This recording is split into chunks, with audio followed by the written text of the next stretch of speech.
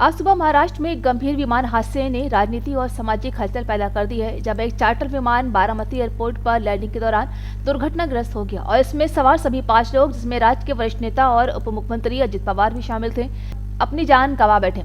विमान रनवे पर उतरते समय नियंत्रण खो बैठा और तुरंत ही आग के लपटों में घिर गया, जिससे बचाव दल की मदद करना चुनौतीपूर्ण हो गया। हादसे के तुरंत बाद राज्य और राष्ट्रीय नेताओं ने गहरा शोक व्यक्त किया है, जहां प्रधानमंत्री, राष्ट्रपति और कई अन्य प्रमुख नेता दुर्घटना पर अपनी संवेदनाएं व्यक्त कर रहे हैं। अजित पवार की अचानक मृत्यु से महाराष्ट्र की राजनीति दुनिया में अस्थिरता पैदा हो गई है, क्योंकि वो एनसीपी के प्रभावशाली नेता और वर्तमान सरकार में रणनीतिक भूमिका निभा रहे थे। उनका राजनीतिक करियर 30 वर्षों से अधिक था, जिसमें उन्होंने कई महत्वपूर्ण विभागों का नेतृत्व किया और राज्य की राजनीति में कई बार समीकरण बदलने में महत्वपूर्ण भूमिका भी निभाई। अजित पवार की मौत से पार्टी के अंदर नेतृत्व रिक्तता पैदा हुई है और गठबंधन में संतुलन पर प्रश्न उठ रहे हैं, जिससे आगामी चुनाव रणनीतियों और स्थानीय राजनीतिक समीकरणों पर असर पड़ेगा।